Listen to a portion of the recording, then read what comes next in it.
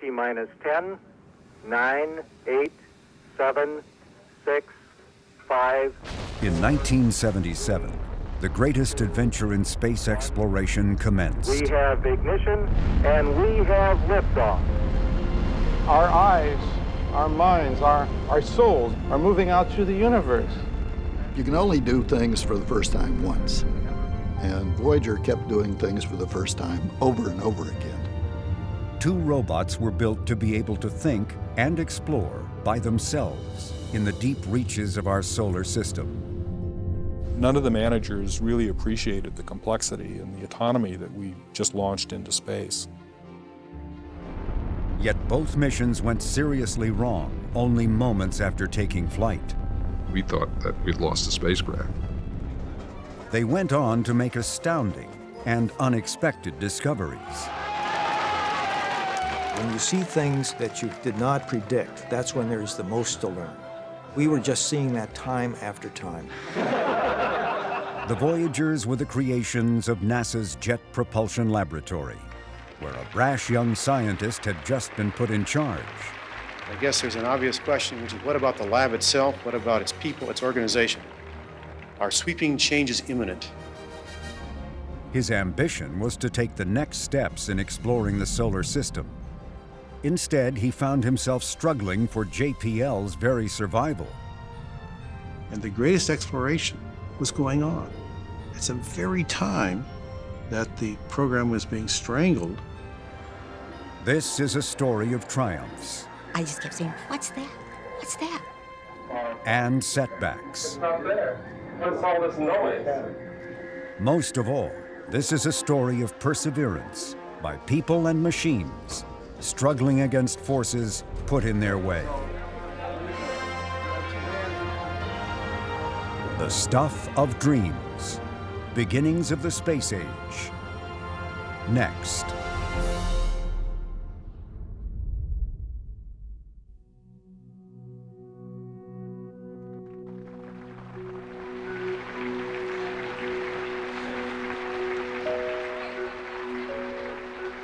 On March 31st, 1976, the employees of the Jet Propulsion Laboratory gathered to witness a ceremonial change of command.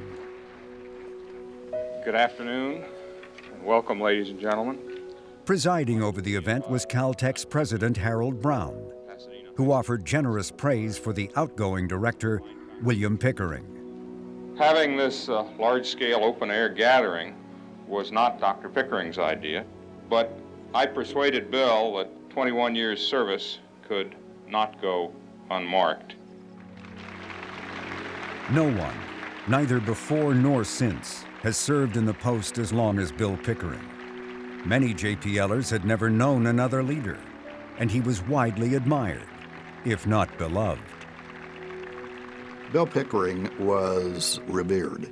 He was Mr. JPL. When he retired, everybody wore Mr. JPL badges that had a cartoon image of him on it. So it was a real earth-shaking event to have a new director. Thank you. You know, it seems to me that this last couple of weeks, I have been spending quite a large fraction of my time saying goodbye to you. Of course, it's been an opportunity to think about the laboratory and what we have done. And Bruce, in thinking about the laboratory which you're going to take over, what are the initial conditions? What is the starting point for this? Well, first of all, the assets of the laboratory are these people in front of you. Pickering was a Caltech professor who had helped JPL develop the Army's first generation of strategic missiles. In 1954, he was named the lab's director. Because of the advanced state... During his tenure, JPL built and helped launch the first U.S. satellite. It was only the beginning of an impressive list of achievements. JPL spacecraft were the first to touch the moon for the United States. The first ever to fly by another planet. And the first to orbit another planet. These and other accomplishments had not come easily, and not just because of technical challenges. The transition from building missiles for the Army to becoming in 1958 part of a new federal space agency called NASA had been difficult. There was often an undercurrent of tension between Washington and Pasadena. Some of the discord was personality-driven, but many disagreements derived from the uniqueness of JPL. While the laboratory's land and buildings are owned by the federal government, the staff are employees of one of the world's most prestigious universities, the California Institute of Technology. Given its academic tradition, JPLers were and remain as independent-minded as they are inventive. The same could be said of the incoming JPL director, 43-year-old geologist and Caltech professor Bruce Murray. Fixing the planet and clouds that move in the planet. Murray had previously been a member of the mission that captured the first close-up images of Mars. It was one of 4 planetary missions in which he played a key role. From these events, he had experienced the lab from the inside out. Yet, in many ways, Murray was an unusual choice. His resume listed no management credentials. He was a scientist, not an engineer, and he was known as a contrarian, with a reputation for brash outspokenness. You don't know what you're going to see. Bob is unimpressed with what you're going to see there. I am too. And now in 1976, Murray's charge was to revitalize the lab and to drum up new business. For the pipeline of new missions was alarmingly thin. It's easy to run a lab, he declared. What's hard is creating the future. Pickering stepping down is an opportunity to bring in some fresh views, and that maybe the lab could use a little shaking up. Maybe it could use a little fresh breeze to kind of blow out some of the leaves in the corners. In that sense, they chose the right man in Bruce Murray, because Murray was, if anything, a fresh breeze, and perhaps a very stiff breeze. Well, good afternoon. Let me say at the outset, I don't have any more shoes to drop. That what was announced last Friday is the whole story in broad outline. 4 months into the job, Murray announced a major reorganization. He abolished positions, created new ones, moved people, and fired others. It was a bombshell for employees unaccustomed to abrupt changes. And the timing of the shakeup was especially perplexing. It came right in the midst of JPL's critical role in putting the Viking landers down on Mars. Murray was very oriented towards, let's think 10 years down the road, 20 years down the road. Let's try to have a long-range plan in place so that we're not just kind of making it up year to year. But at the same time, there is this sense of perpetual crisis, and he always feels like there's this immediate crisis at hand. If we can just get through the next 6 months, or if we can just get through this next year, then everything will be great. Good times are just over the horizon. And it's this very funny contradiction between wanting to have, stable long-term plans, but in the short term, it's this just constant ferment and turmoil. And so we're in the anomalous position of riding a crest of success and at the same time having to take rather bitter medicine at times in order to extend that streak into new areas and into the future. Though he did not know it, Murray had just articulated the major theme of his time as JPL's director. His years would be the best and worst of times. The world would witness one spectacular achievement after another. Yet behind the scenes, there was often the threat that JPL might never again build a spacecraft to explore the solar system. Years later, Murray would look back and say, "I had no idea about what I was getting into."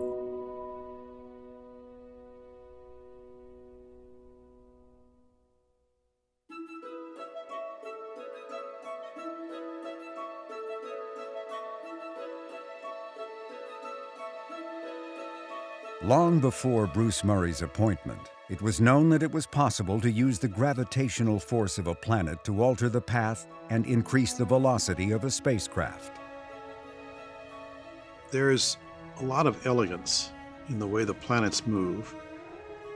And when organizations like JPL get smart enough to take advantage of it, there can be elegance in how we go.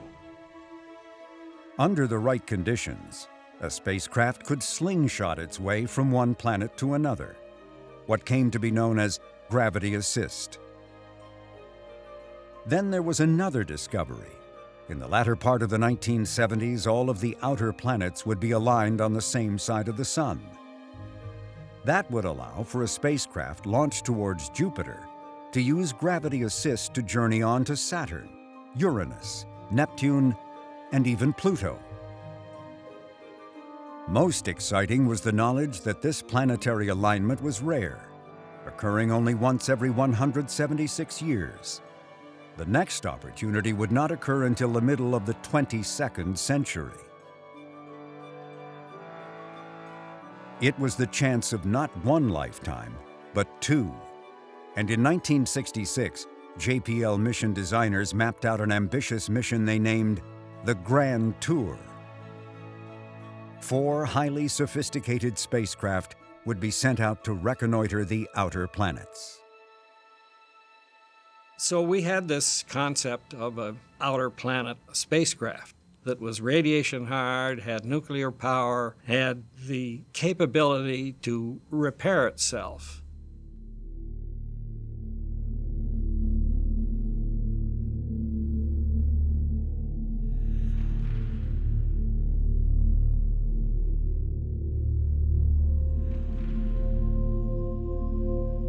But the Grand Tour came with a grand price tag of $1 billion, the equivalent of $7 billion in today's dollars.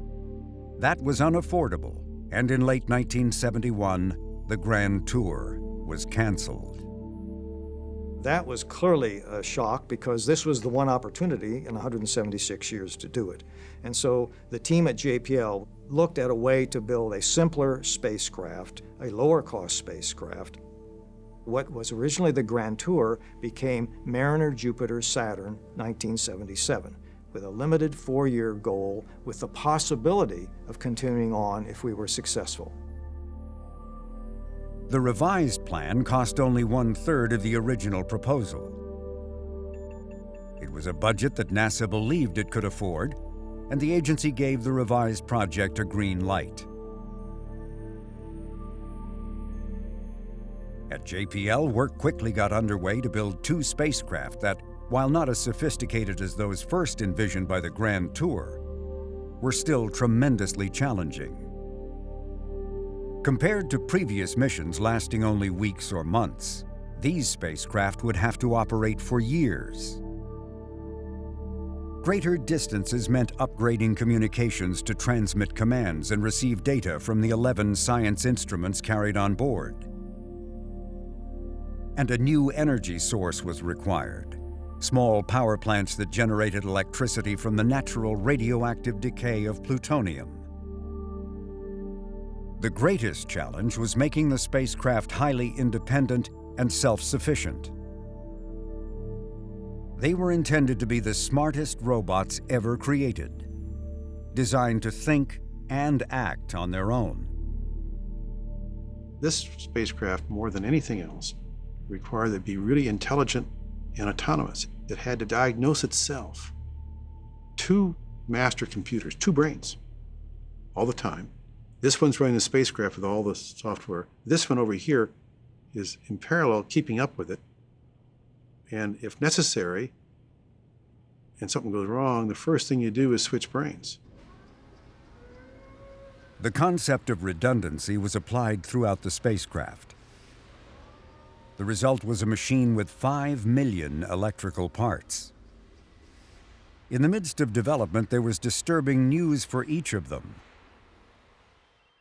NASA's precursor missions to Jupiter and Saturn, Pioneers 10 and 11, discovered that Jupiter was surrounded in intense radiation that could easily fry unprotected electrical circuits.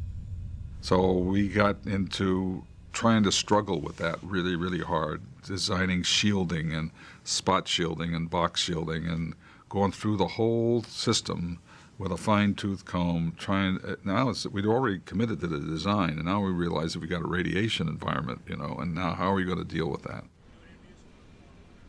And then there was JPL's determination to build a spacecraft capable of reaching Neptune and Uranus, a goal not openly discussed. We had to be very careful that we did not expose what we were doing in a way that appeared that it was unnecessarily driving the cost of the fundamental mission. And so most of it we, I think, honestly rationalized was risk reduction in terms of reducing the risk of the Jupiter and Saturn mission. But in so doing, it also enabled the capability that we were going to require to go to Uranus and Neptune. Even before becoming the mission's second project manager, John Cassani was scheming about ways to get to Neptune and Uranus. He had taken part in a minor engineering conspiracy that would have major and literally far-reaching consequences. While I was in the division, we came up across the fact that our sun sensors were going to be marginally operative just past the range of distance of Saturn. And so we decided in the division that we would take it on ourselves, even without talking to the project manager, to change the design of that sun sensor by adding a little operational amplifier. It wasn't a big change, but still we had to do something different. But making that one change would guarantee that the sun sensors would work out beyond the orbit of Neptune. Cassani also thought the spacecraft were so special that they were deserving of a new name. He advocated, and NASA agreed, to call them Voyager 1 and 2. Another decision Cassani made was to no longer hide the fact that an American flag would fly aboard the spacecraft. In the early days of the space race, when the odds of success were low, touting the stars and stripes had been officially frowned upon. We had developed a clandestine practice of sewing flags between the thermal blankets of spacecraft. We didn't advertise that. Nobody knew about it for the most part.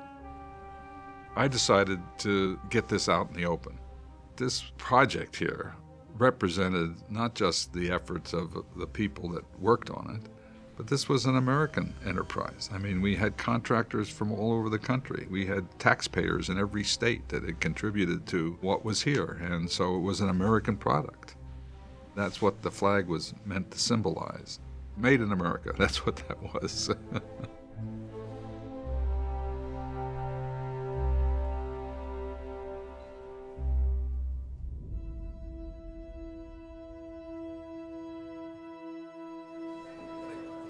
In July of 1976, the much-anticipated launch of the Voyagers was still a year away. Managerial credit for their development belonged to Murray's predecessor, William Pickering, but they would be Murray's to fly.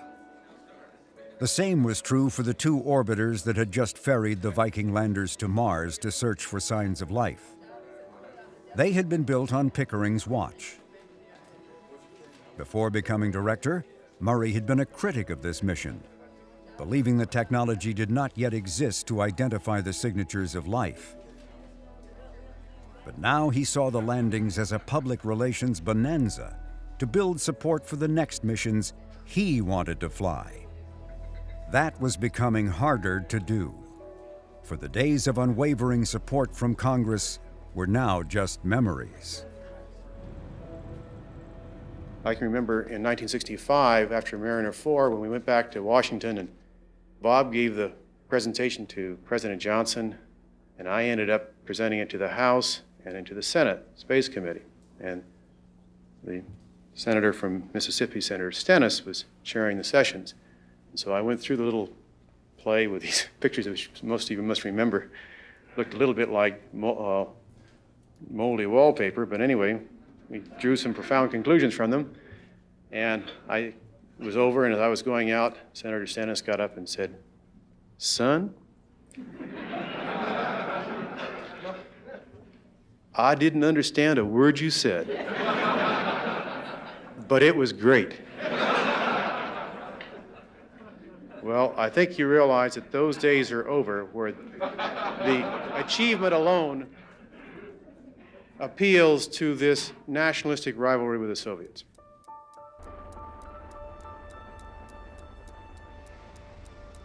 NASA was now in the process of reinventing its human program.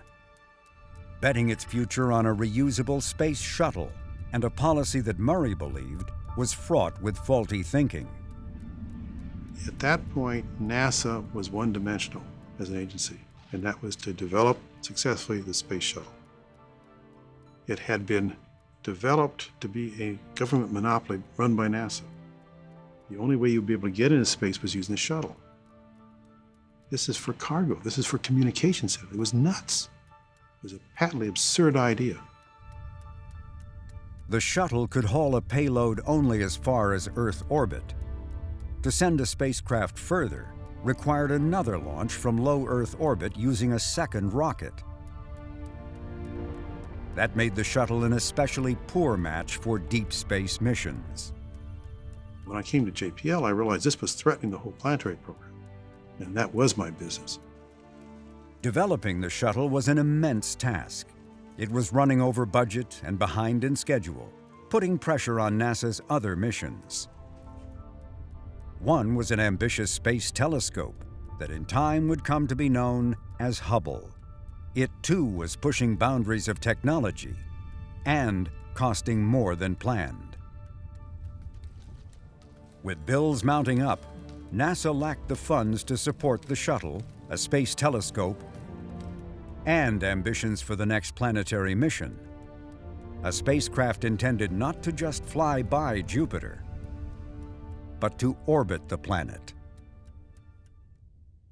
In 1977, the Jupiter mission was singled out for cancellation. If that happened, there would be little for JPL to do. Murray decided he had no choice but to go on the political offensive to save the Jupiter Orbiter Probe, or JOP, as the mission was first called. I undertook a personal political mission to go to Washington and deal with it and organize an attempt to beat the chairman of the Appropriations Committee on the floor of the House in order to get JOP in. The start or non-start of the Jupiter Orbiter Probe mission had to be voted on individually in the form of a roll call by the entire House of Representatives. We marshaled all our forces, got help from lots of different quarters, and when all the smoke cleared, we actually beat the chairman on the floor with an up-down vote on this mission. As all of you know, we won that one going away 280 to 131. It was an extraordinary victory and quite unexpected by all the players, both the professionals and the amateurs like myself and others. Well, that's good news, in the sense it's a victory that, David beat Goliath. It really was. And that's how the newspapers picked it up. But Goliath isn't really dead. Murray's campaign was a brazen move that infuriated the leadership of NASA and members of Congress. But he may have been emboldened by something that wasn't publicly known for years. Earlier in 1977, Jimmy Carter had become president, and that spring, Carter's science advisor had asked Murray to become the next NASA administrator. Murray, lacking the temperament to cope with bureaucracy and being no fan of the shuttle, made it clear he was not right for the job. Besides, from JPL's mission control, one of the greatest adventures of all times was just about to have its first encounter, and Murray would be at the helm of it. What job could be better than that?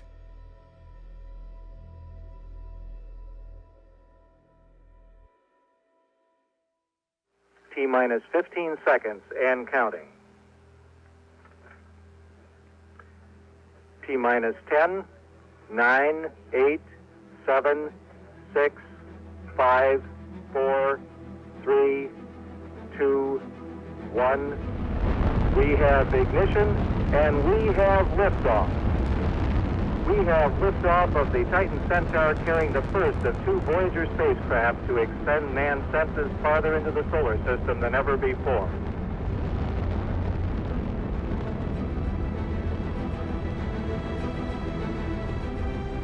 Although launched first, this spacecraft was named Voyager 2 because its less efficient trajectory meant it would arrive at Jupiter and Saturn after Voyager 1. Voyager's programmers had taught the spacecraft that if it sensed anything unusual, to switch to backup systems, And that's exactly what had already occurred. Engineers call this fault protection. The fault protection started doing its thing, reconfiguring the system. We're still attached to the launch vehicle. It's in the early stages of its flight, and the first thing we see are the gyros being swapped. Gyros provide a sense of balance and orientation, and Voyager 2's gyros believed something was wrong. That was because JPL engineers had not prepared Voyager for how rough a ride the launch would be. The launch vehicle, as part of its powered flight, went through a roll. And the spacecraft would never have done that on its own, so the spacecraft thought that was a fault. I think there were 6 or 7 different states that it went through in trying to correct the fault. Well, soon I can't have 2 gyros fall. Must be a computer that has failed. It switched out. We had redundant computers, so it switched out computers. Well, it can't have been that. It must have been something else. So it went through this whole sequence of trying things, and we thought, holy mackerel, this spacecraft looks like it's going bonkers. And we thought that we'd lost the spacecraft.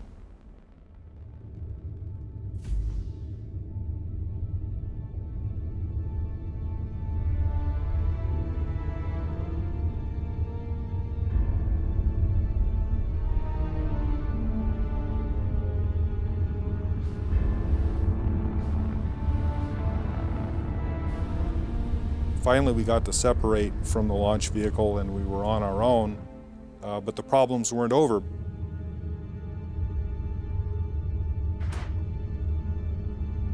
The boom holding science instruments appeared not to have locked into place.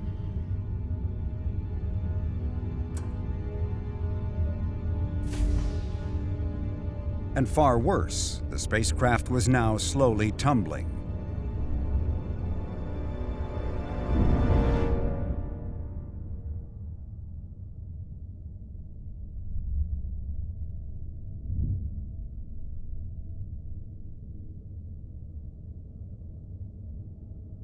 A last-ditch suggestion was made to stop the computer and reboot. But Chris Jones knew that then the spacecraft would be unable to lock onto the Sun to properly orient itself to head on to Jupiter, and that would mean a lost mission. I knew that part of the story as well as I knew my own name. And when I heard the recommendation come from Pasadena that let's send that to air, I knew instantly that that was the wrong thing to do. Now, I had to convince people who were still mystified as to why anything was happening. But I think Glenn believed in me, as did John, that we shouldn't do that, and so that was the decision that was made.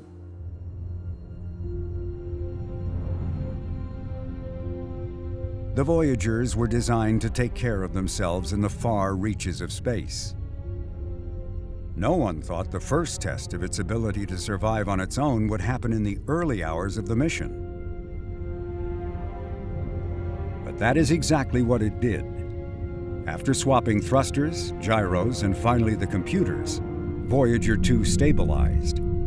But another hour passed before the sun sensor locked onto our home star. I remember reading the LA Times the next morning. Headline said, "Computer wars in space." Oh my goodness. What are the people going to think about what we're doing here? The spacecraft and the computer system did exactly what it was supposed to do. It outsmarted us. None of the managers really appreciated the complexity and the autonomy that we just launched into space. Bruce Murray cornered me outside the conference room and made a remark that I'll never forget. He said, "I never knew that we could build things like that at JPL." He was just overtaken by the complexity and the ingenuity that the Voyager spacecraft had.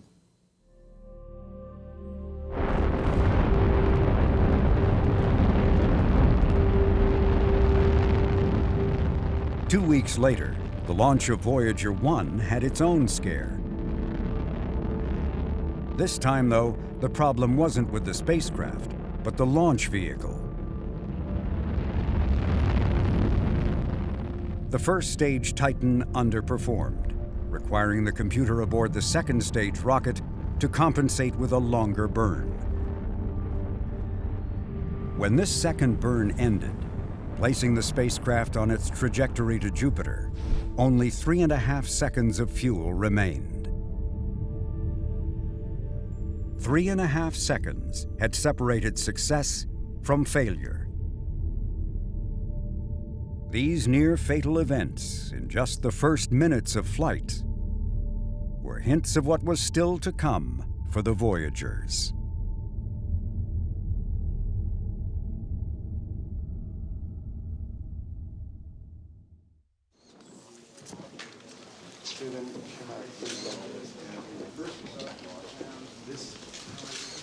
The Voyagers were just underway, but already they had caught the imagination of the world.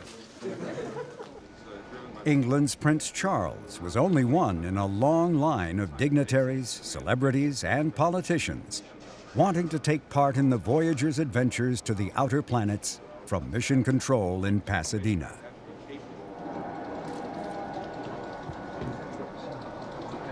Station 43, this is Voyager Command. Voyager Command, 43. Please turn command modulation on at this time. Roger, stand by. The spacecraft promptly responded to the Royal Command, but the Voyagers weren't always so obedient. Even after the difficulties of the launches, mission engineers were still underestimating the complexities and independence of the machines they had created. And because they were so smart, it took a lot of time to learn how to fly these spacecraft. So initially, for the first 6 months, we were constantly trying to catch up in our learning how to fly these spacecraft safely. A problem with Voyager 2's thrusters was causing it to behave erratically.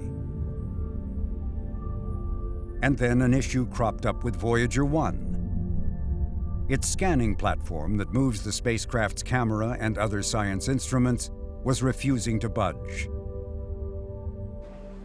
Engineers became so focused on fixing this problem that they neglected to send a routine but vital transmission to Voyager 2. We did not send a necessary command to the spacecraft, and it thought its receiver had failed, and it switched to the backup receiver, which had failed. Through inappropriate actions by the ground system, we lost one of the Voyager 2 receivers. Fault Protection stepped in again and saved the day there. For 7 days, all contact with Voyager 2 was lost. But after the week passed, the spacecraft switched back to its partially functioning backup receiver, as it had been programmed to do. But relief that contact had been reestablished was tempered by knowing that for the rest of its life, Voyager 2 would be essentially tone deaf. To hear instructions from Earth would require special frequency adjustments. And should the backup receiver fail, Voyager 2 would be unable to receive any further commands, and the mission would be lost.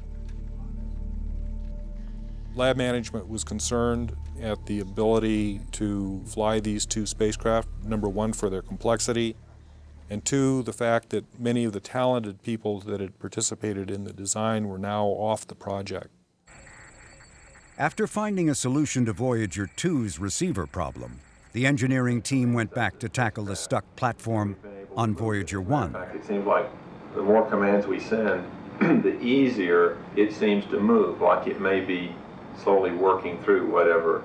The next concern was enduring the intense radiation surrounding Jupiter. Flying too close to the planet for too long could be fatal for the Voyagers. We knew we wanted to go by Io, so we had to have one close pass of Jupiter and take a dose. Radiation was only one of many considerations in deciding what corridor through Jupiter and its moons the Voyagers should take. If you looked at all the launch arrival combinations that we could have, there were something like 10,000 of them. And there seemed almost as many questions. What route would provide the most science? By what combination of instruments? How close in could the Voyagers fly and still survive? And how could Jupiter's immense gravity be best put to use? Calculating that answer really was a case of rocket science. Jupiter's a huge planet. We're going to use it for gravity assist. You swing by the trailing side of a very large body. It changes the direction of the velocity vector. When you add that back onto Jupiter's speed around the sun, you get an increase of spacecraft speed relative to the sun, not to Jupiter, to the sun. And that gives us about 16 kilometers per second. It doesn't come for free. Jupiter is slowed in its orbit by 1 foot per trillion years because you have to preserve energy and momentum throughout the solar system. A major decision was to make Voyager 1 the Daredevil mission. It was set on a course to fly closer to Jupiter on a riskier trajectory deep into the radiation zone. If the science objectives were met, the second Voyager would execute a more cautious approach, and one needed if the spacecraft had any hope of going on to Uranus and Neptune.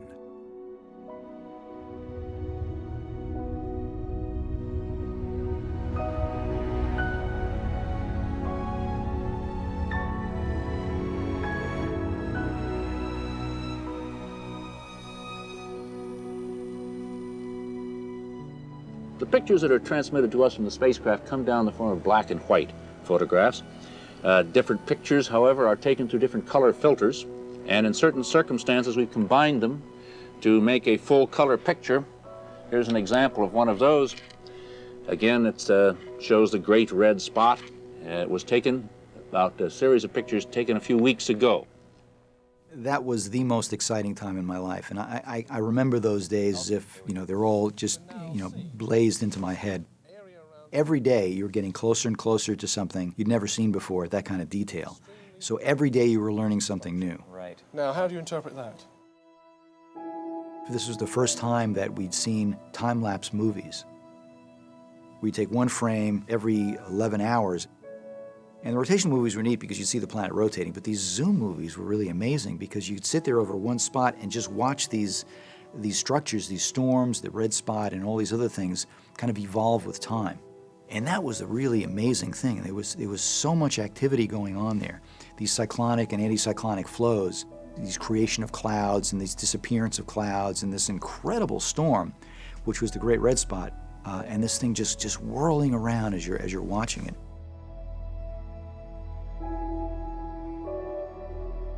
Almost as amazing as these images were the animations that provided viewers with an entirely different perspective and identity with the Voyagers. These spacecraft are millions and millions of miles away, okay? Sure, they're going to send back pictures. But wouldn't it be great if the public could ride along, could sort of be peering over the Hawking antenna, looking at the planets and moons coming up? That would make people feel a part of the mission. That would be a way to engage the public. Computer graphics was just emerging, and Kohlhase learned of a young man named Jim Blinn, who had recently earned his PhD in this new field. There's a famous quote from one of Blinn's old mentors. There are a dozen leaders right now in computer animation, and Jim Blinn is 6 of them. Blinn developed these very sophisticated computer algorithms, which were at the time extremely cutting edge. As time starts moving forward, Jupiter is rotating in the background. All the horizontal lines are the paths of the satellites as they go around Jupiter. Here we are flying in towards Saturn. We fly underneath the rings of Saturn, but we're underneath the plane of the rings, so we're not going to collide with them, we hope. These were just wireframe animations. When Blinn put textures and skins on the planets, the result for viewers of that time was spellbinding.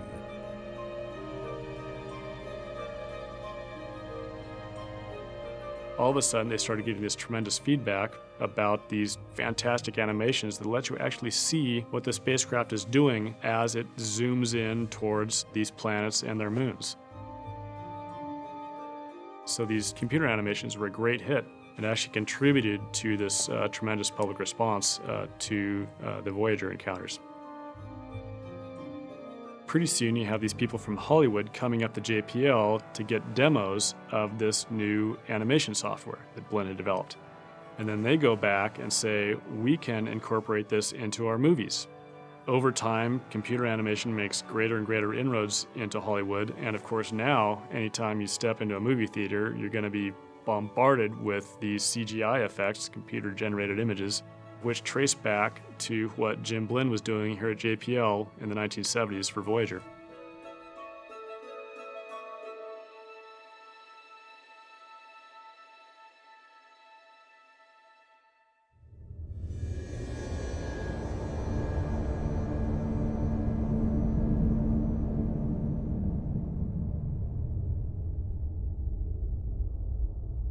For 7 years we'd been preparing, and suddenly, for a period of several months, we were overwhelmed with a flood of discoveries, one after the other, many every day. One of the challenges we had in planning, because all this has to be pre-planned and all has to be loaded onto the spacecraft and then executed automatically. What do we look at? When? What do we observe at what time? Ed Stone was, and remains, the Voyager project scientist, the only person ever to hold the position. It has proven to be a plum assignment, but Stone, a Caltech professor of physics, had to be convinced to take the job. And eventually I realized that this was really an opportunity of a lifetime because we were going on a journey of discovery. Stone knew that taking the position would mean coping with sizable squabbles among a science team numbering over 200. But his low-key temperament made him an excellent choice for reaching consensus when faced with competing interests. We would occasionally have conflicts that seemed irresolvable. We would prepare a presentation for the project science group saying, these are the alternatives, and we have to choose one or some combination of two of them. Dr. Stone, at that point, would hear from each of the teams what their opinions was, and then he'd say, okay, this is the way we're going to do it, and that's the way we did it. I think the point is that, we don't want to work the problem here. If there are some problems, there's an outside forum to do it. Sure. It was a great training ground for learning how to handle conflicting science requirements. There's a phrase that shows up in discussing science conflicts. My science is better than your science. And if that's your only argument, you're not going to win. You've got to convince the other guys that you've got a point that your science is worth doing and it's worth trying to accommodate it. And that's what Ed was very good at. Meanwhile, Bruce Murray was out promoting the flyby and its significance. Just as he had done for the first flyby of Mars, Murray arranged a public event at Caltech featuring the same panel of thoughtful speakers. The only difference was that this time, Arthur C. Clarke, author of 2001, appeared via a recorded message air-shipped from his home in Sri Lanka. I'd like you to meet my friend Hal Jr., Christmas present from Hewlett-Packard back in 1969. Still going strong after nearly 10 years and showing as yet no signs of rebellion. When Bill Pickering was here for dinner the other day, he gave me this photograph taken from Voyager 1 in January, about 50 million kilometers away. And this is very much the view I had through my 18th Celestron last night. And this is part of a remarkable historical transition which is happening in the late 20th century, in which we are for the first time learning the realities, not the myths, of our little swimming hole in space. We are crossing a profound boundary in our own solar system. If I may borrow a Saganism, we are all guilty of inner solar system chauvinism. Tonight, our eyes, our minds, our souls, our blood are moving out through the universe. 1,000,000 years from tonight, this evening that we're sharing together will be looked back upon by people who will say how fortunate those people were to have participated in this evening. So we have to relish every second, every minute, every hour of the evening and the morning to follow here, because we're part of history.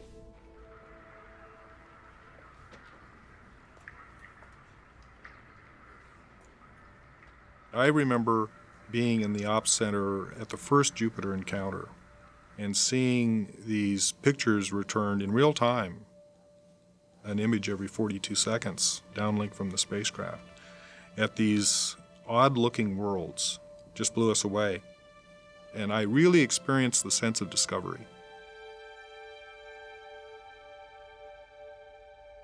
With me now is Dr. Torrance Johnson from JPL, also a member of the imaging team. Torrance, we've seen these incredible pictures. Would you care to give me a feeling what that means to you? Well, first of all, it's a culmination of a long waiting period for all of us. What I wanted to see was what these places were really like as worlds, and they didn't disappoint. Every one of these objects was different. They weren't all just cratered up icy mud balls. Callisto was the one we got a good look at first. It looked sort of like what everybody thought outer planet satellites ought to look like. It's sort of a dark surface with some bright spots on it that we knew were ice, and craters every place. Ganymede really started getting our attention because there were places on Ganymede that looked just like Callisto. But then there were places where that surface had been replaced by bright grooves and bands and a much brighter ice.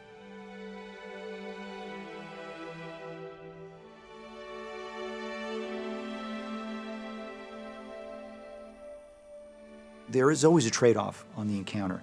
And it turned out that the trade-off for the first encounter was not getting a very good close approach of Europa. Almost certainly has a global ocean. We didn't know that at the time. So there was a real mystery as to what the surface was like. As we approached Io, we saw an object that looked unlike anything we had ever seen before. In fact, we have not seen anything like it since. We did not understand what we were looking at all. It was so different than anything we had imagined.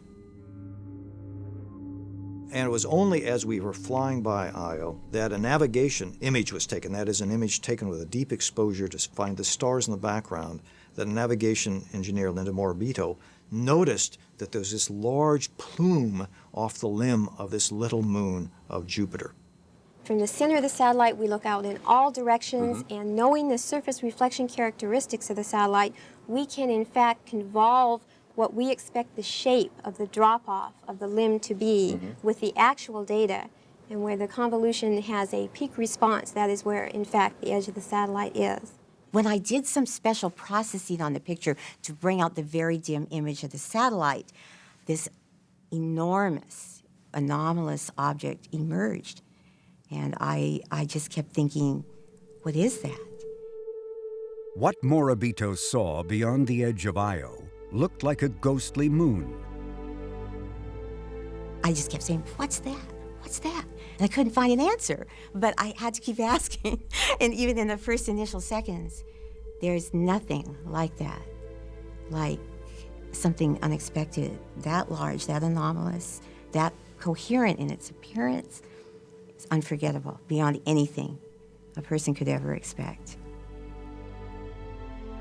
The phantom moon turned out to be a gigantic plume of gas and dust, shooting skyward from a volcano.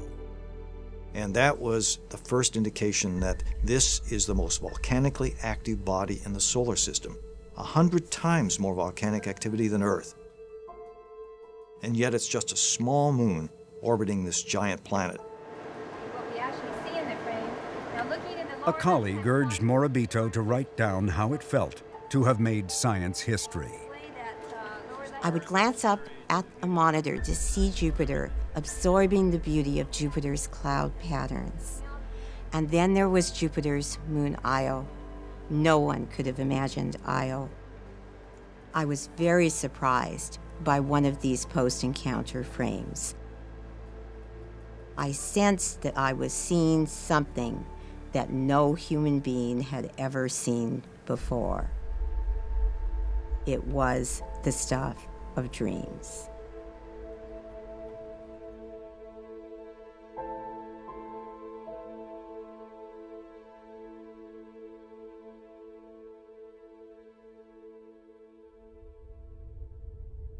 4 months later, it was Voyager 2's turn at the giant planet.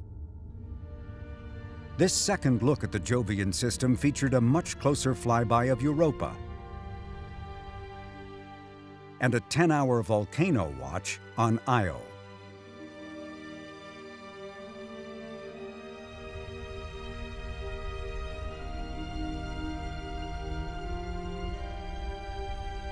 All told, the two Voyagers took more than 33,000 images of Jupiter and its major moons. What these images and the other science results revealed was an exotic system that was not only vast, but beautiful, and almost beyond imagining.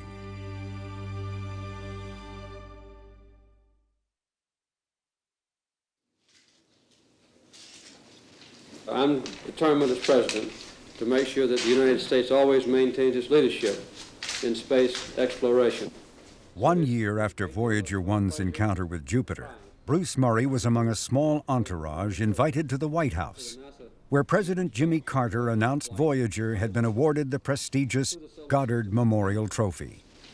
I think the whole world was enraptured on 2 occasions in 1979 when the Voyager passed by our largest planet, Jupiter, and sent back some absolutely remarkable photographs that... The ceremony was an ironic reminder.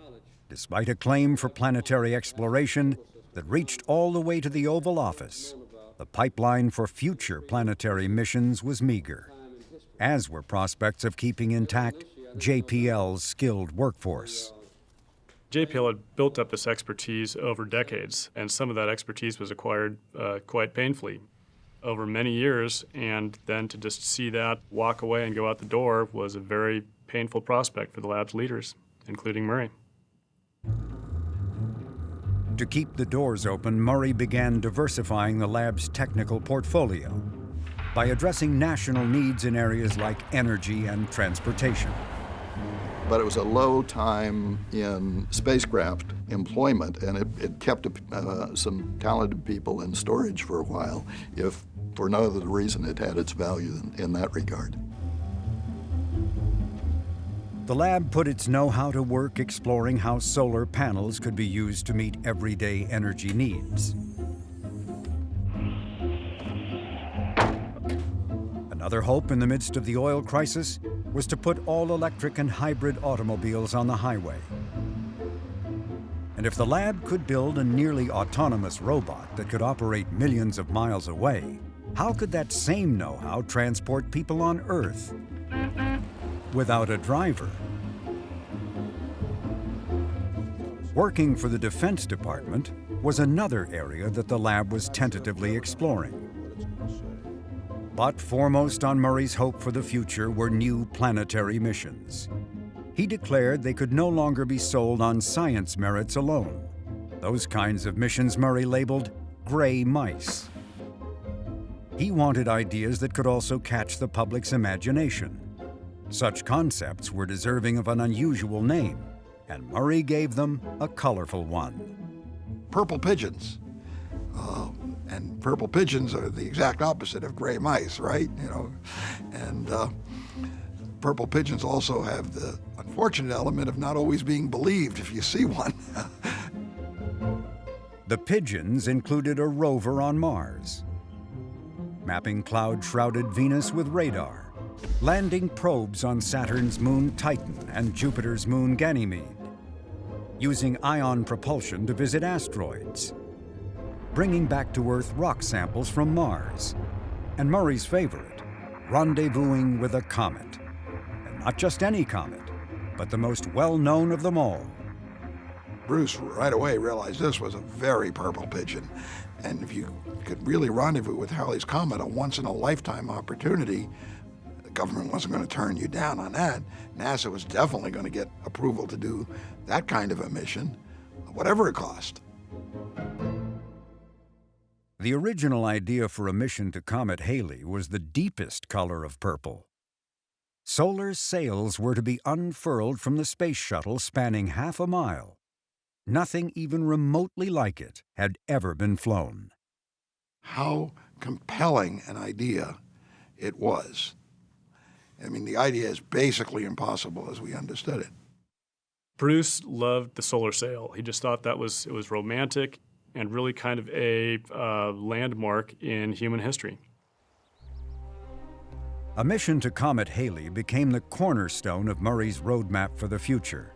So was the idea of creating a national advocacy organization to drum up support for planetary exploration. A highly unusual decision for someone running a major NASA facility. To create the group, Murray teamed up with his longtime colleague Carl Sagan. What they needed was someone to run it. So one day Bruce calls me into his office and says, so what's new?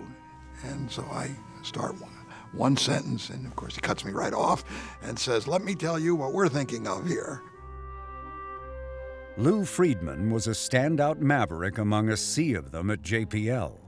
This engineer from the Bronx had once led a small group of JPLers who, on their own and without management's knowledge, had tried to sell not one, but a batch of missions directly to Congress and the White House. And we didn't have any permission to do this, but we didn't know we needed permission either. You know, why can't you just call up somebody in the government and go to see them? When Murray heard of this escapade, he had to be talked out of firing Friedman on the spot. But the episode left the clear impression that Friedman was not to be counted among the gray mice. His unorthodox style was just the quality Murray wanted in a new role. And that's what led to the development of the Planetary Society. The three men began patching together a network of grassroots support for exploring the solar system, just as a new president of the United States, with a very different agenda, was taking office. Just ahead was Murray's greatest crisis, and it would all take place as the two Voyagers swept through majestic Saturn.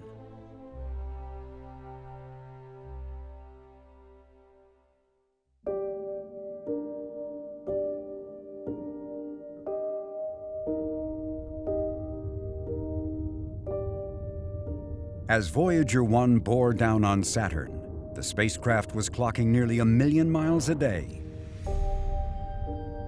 And each day, Saturn revealed itself in some new way. Among the tremendous surprises there was that we could be, still more than 1 million kilometers away, and we could see structure in the rings. All right. Look at that. That's nice. That's real nice. Let's see the other. And one of the things I got involved in very early was the discovery of the spokes in Saturn's rings. And that was really super exciting. Exciting and mysterious. Scientists could only speculate on what might account for such ghostly dark streaks. More and more, the rings were revealing their intricate and baffling structures. Some of them, scientists joked, seemed to defy the laws of physics. But they were all stunningly beautiful. Well, here's the kind of experiment that's being done. It's just to lay down a series of images. The rings themselves were much more complex than we imagined. The F ring, which is a very narrow ring, had these two shepherding satellites that had been predicted, but it was also kinked and braided. For many scientists, the moon Titan was as important as Saturn itself. Titan is so large that if it orbited the Sun rather than Saturn, it would be called a planet. It was already known that this was the only moon in the solar system having a substantial atmosphere. This might be a place, some scientists theorized, that resembled the Earth before life arose. And that made this moon an irresistible target. But getting the best possible views came with a steep price. It required Voyager 1's tour of the planets to end at Saturn. That was the choice made, for Titan was deemed that important. And we even had contingency plans if we had somehow or another failed with Voyager 1 to get good Titan data. There was a contingency plan changing Voyager 2 to pick up Titan, but abandoning the outer solar system. There was this great hope that we'd be seeing down to the surface through this thick atmosphere. And we would discover, amazing things. As we got closer, at the time when we should have started to see features and resolution, it was awfully blank. Although the hazy images of Titan were disappointing, the atmosphere was found to be, like our planet, rich in nitrogen. As hoped, this was in some ways a primordial Earth. After Titan, Voyager 1 swept underneath Saturn and then rose up out of the plane of the ecliptic and headed up towards interstellar space. 9 months later, Voyager 2 took its measure of the Saturnian system. Just as at Jupiter, the Voyagers found Saturn and its varied moons to be a mini solar system. All the moons are different. They all seem to have had a geologic life. They were not just frozen, ancient objects heavily cratered. Each one had a unique story to tell. Enceladus, with its diverse terrain, was one of the strangest and most mysterious objects in the solar system. The surface of Iapetus, for some reason, was an odd mixture of black and white, looking every bit like the Chinese symbol for yin-yang. The pitted surface of Rhea gave testimony to its ancient age and the violence this moon has endured. Mimas's massive impact crater had an eerie resemblance to the fictitious Death Star in Star Wars. Then there was Saturn itself, a world not nearly as serene as it might seem. Here, butterscotch storms raged at over 1,000 miles per hour. Faster winds on Saturn than on Jupiter, even though there's less sunlight, less energy, faster winds. It's just one puzzle after the other. By now, as one scientist put it, the bizarre had become commonplace. The scientists knew that this was an epoch-making experience. Their knowledge of our solar system was advancing so quickly just because of these encounters. And I think the scientists realized this. They got caught up in this enthusiasm. Their curiosity was bubbling over.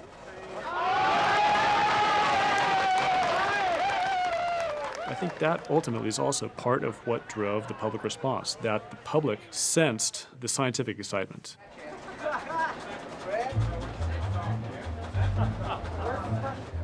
News crews start descending on JPL. You start having all these news vans out in the parking lot. You have the press conferences attended by hundreds of people from the media.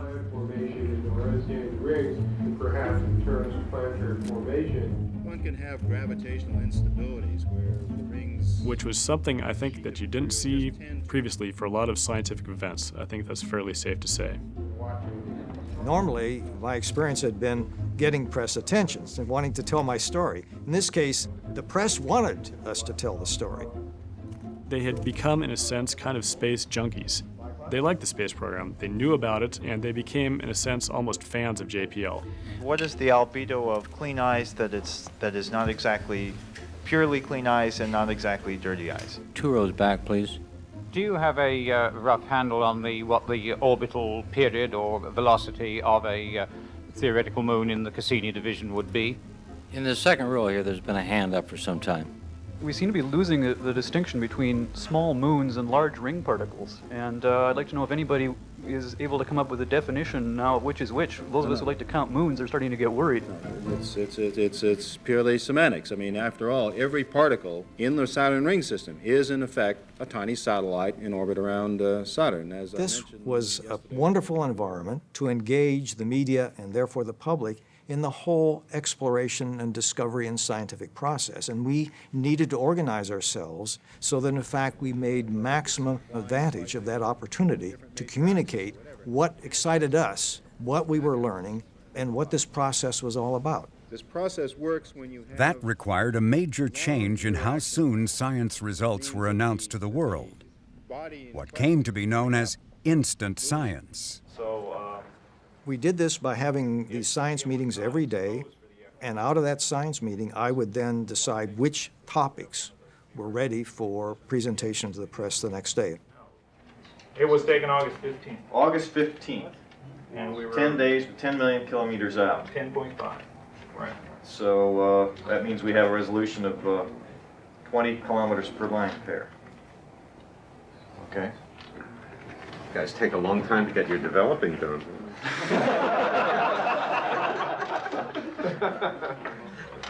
You know how to hurt.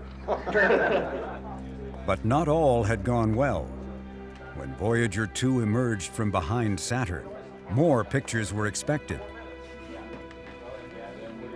Instead, scientists and engineers were surprised to see only static on their monitors. It's not there. It's not there. Hundreds of reporters have been here at JPL. That's the whiting. That's the whiting. What's all this noise? The Voyager 2 scan platform has developed a problem. This platform is articulated in two dimensions, in the azimuth or rotation dimension, and at some point I'll go down and show you how that works. But basically, hoping to get as much data as possible, scientists had worked the scan platform holding the cameras so hard that it froze, refusing to budge. I was probably responsible for cramming in about as much as we could possibly fit. Here we were looking away from Saturn, all of this good science time going to waste because we couldn't point the cameras at the things that we wanted to look at. See, right now we're attempting to send up a CCS load, a block of instructions up to the spacecraft. And we're having some trouble doing it right now. There is not sufficient time to, even though the platform appears to be working better and better, to certify it in a way that would allow us to let the sequence issue azimuth and elevation slews. I finally suggested if we could just swing the platform very slowly in a way that we know it'll work back toward the planet, we could at least keep it pointed there and collect data on the planet and on some of the moons during the time period that they were figuring out what the real problem was. They tried it, it worked. We got a lot of data that we would not have gotten otherwise. I'd like to show you this first image. 32.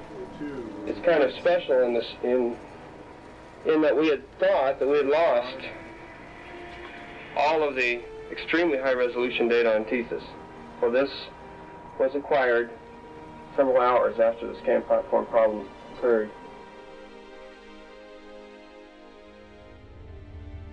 Just as at Jupiter, the Saturn flybys were an enormous success, both in terms of science and public acclaim. And because Voyager 1 had done its job, Voyager 2 had been able to stay on a trajectory headed for Uranus and Neptune. Once again, there was a treasure trove of data for scientists. And for the public, the images of Saturn had been captivating.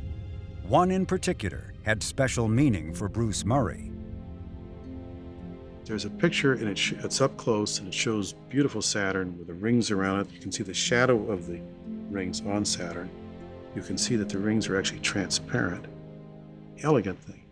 But then as you look at it, you realize you're behind Saturn looking back at the sun and the Earth. That's a fantastic sense. You, the viewer, your brain is behind Saturn. To me, that was a mind-blowing experience. It still is.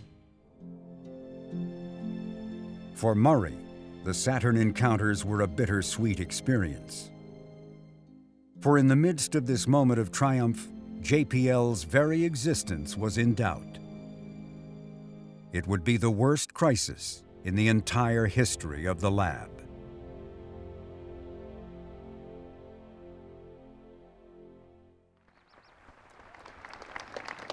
Bruce, I present this medal to you for outstanding direction and inspired leadership of the Jet Propulsion Laboratory in accomplishing the Voyager's epic mission, which gave mankind more knowledge of Jupiter and Saturn than produced in all of recorded history, and which shall serve as a lasting tribute to your distinguished service to the Jet Propulsion Laboratory and the National Aeronautics and Space Administration. Bruce Murray was one of many honored by NASA between the two flybys of Saturn. That's right. For many who were at this JPL event, what's remembered most were not words of praise, but an unexpected message by NASA's new second-in-command, Hans Mark. Hans Mark basically said, you ought to look for some other sponsors because NASA can't afford you anymore. As a youngster, Hans Mark and his family had escaped from Nazi Germany. He had experienced the Battle of Britain when London was attacked by bombers and V-2 rockets.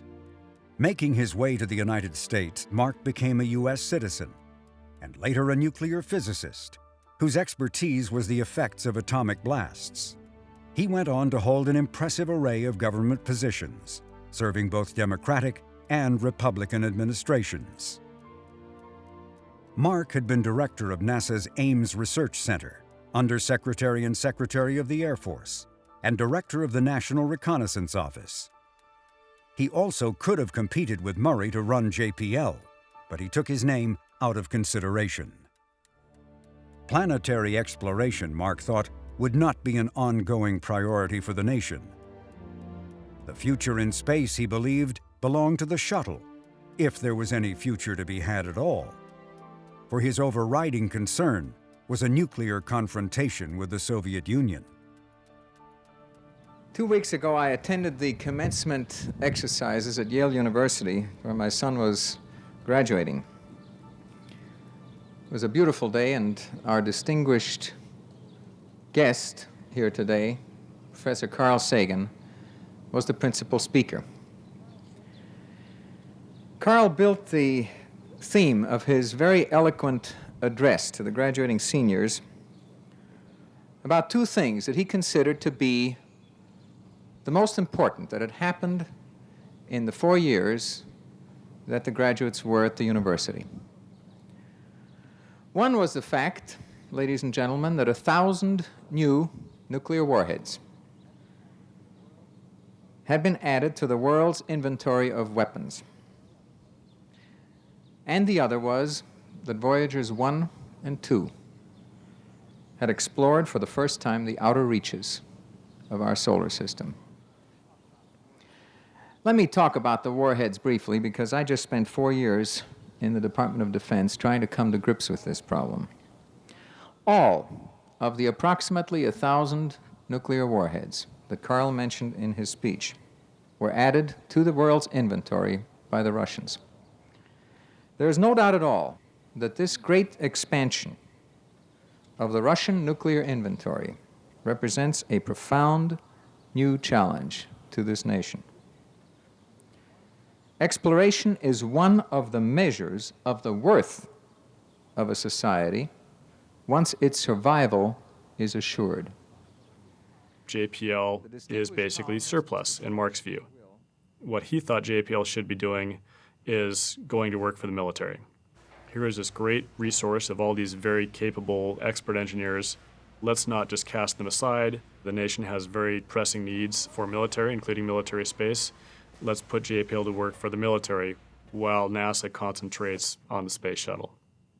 And of course, Bruce Murray did not agree with that. But Hans Mark's views reflected a new White House. Ronald Reagan had won a landslide election just weeks after the Voyager 1 flyby of Saturn. A major theme of Reagan's campaign had been to reduce the federal budget while increasing military spending that would create a new ground and space-based system to fend off a nuclear attack, what came to be known as Star Wars.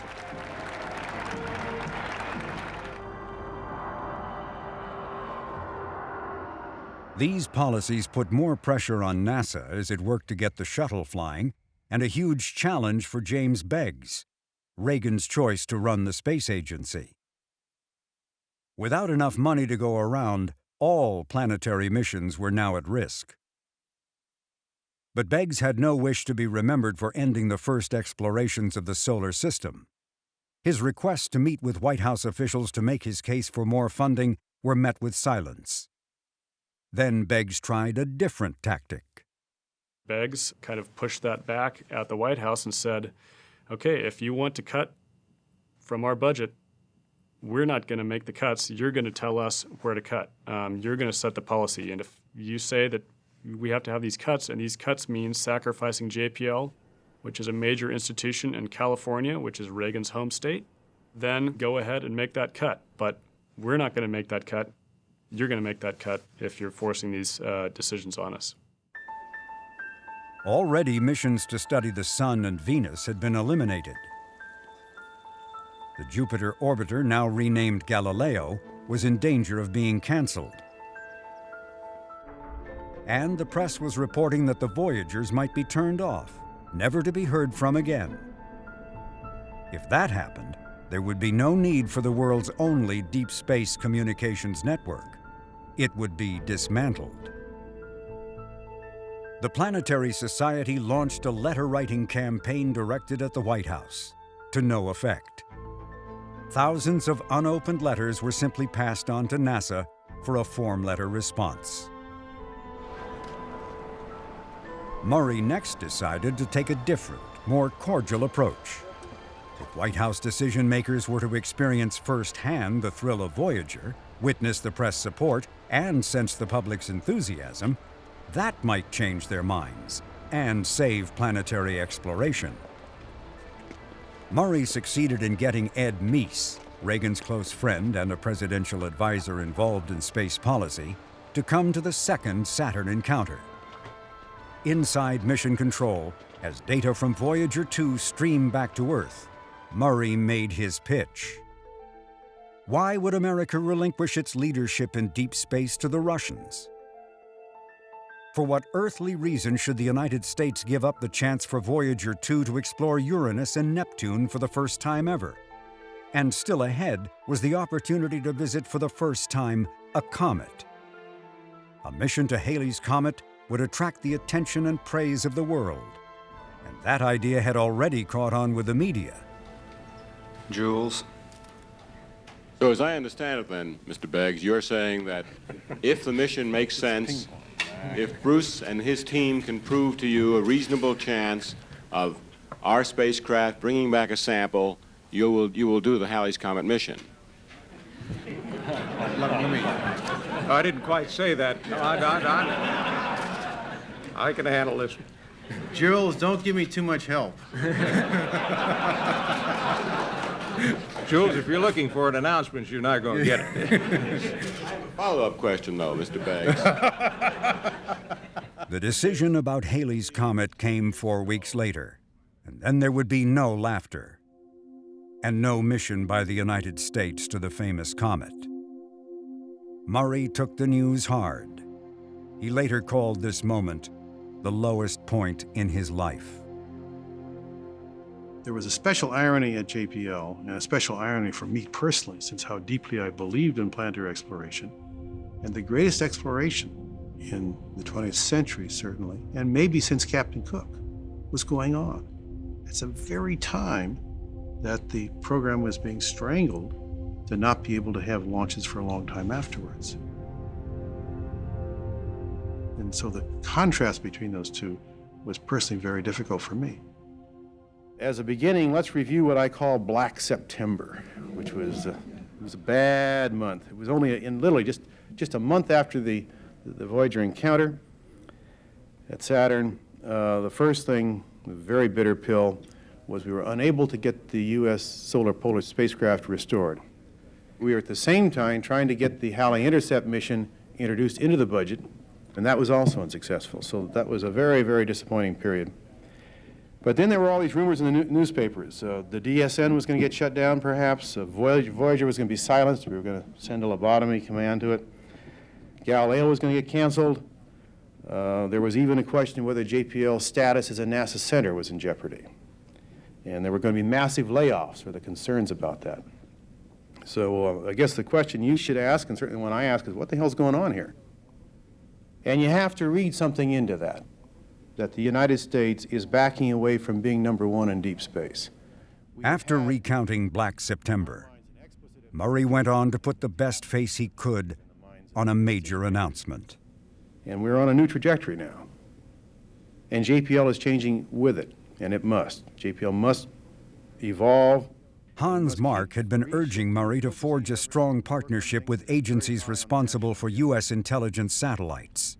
But Murray chose a different path. After getting Caltech's approval, he struck an agreement with the Army to develop battlefield coordination systems, work which he believed would be less classified and would have less of an impact on the lab's culture of openness. And what I got the support for was to increase the fraction of work at JPL for the Defense Department from its current 6% to perhaps 30%, a significant one. Taking on defense work was exactly what Hans Mark had been pressuring Murray to do. In his memoir, Murray put it this way: Mark's vision of the future was coming true, and I had become a character in it. The climax to this drama came when Mark returned to JPL with a blunt message. In a meeting in front of the lab's senior leadership, the NASA deputy administrator took Murray to task.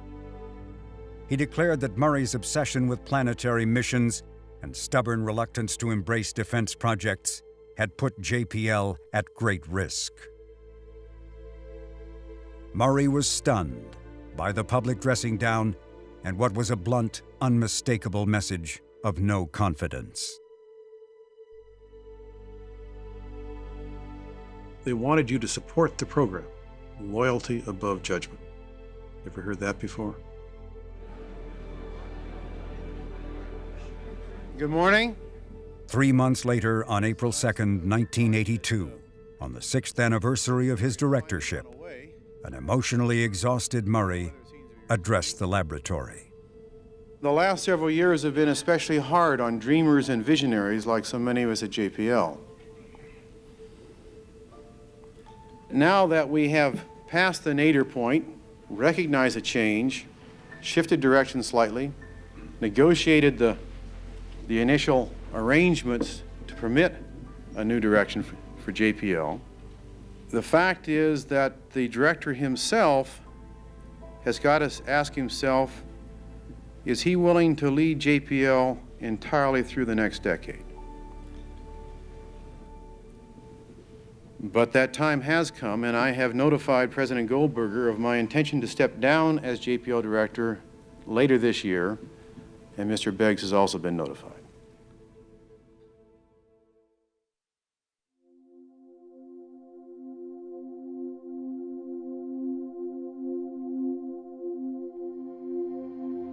After announcing his resignation, Bruce Murray stayed on another 3 months, but left JPL before his successor was in place.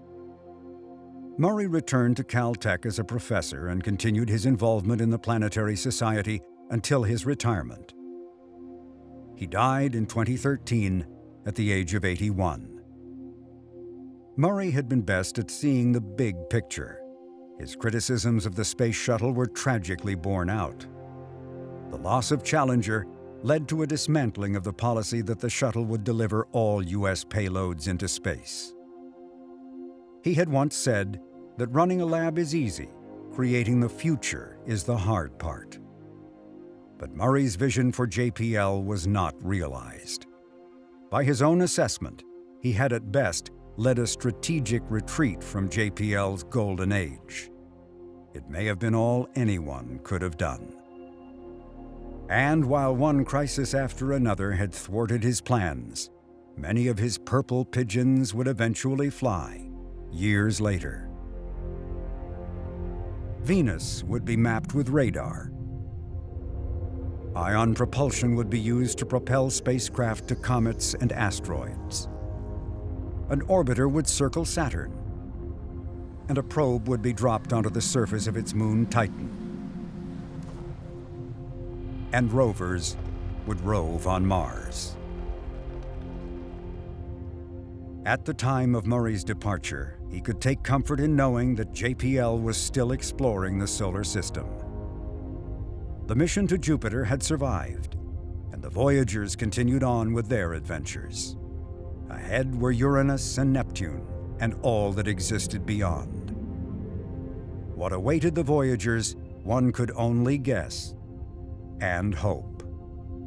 In 1982, the same could be said for JPL.